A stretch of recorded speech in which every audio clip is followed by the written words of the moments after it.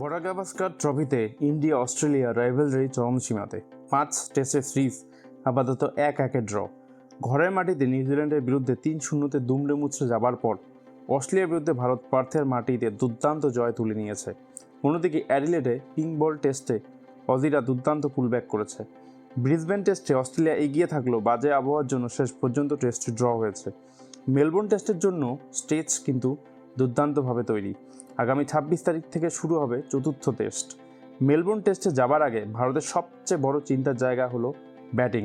ভারতের দুই senior cricketer Virat Kohli এবং রোহিত শর্মার রান খরায় ভুগছে। নিউজিল্যান্ডের বিরুদ্ধেও দুজনের ব্যাট কিন্তু কথা বলেনি, যেটা অস্ট্রেলিয়ার মাটিতেও জারি রয়েছে।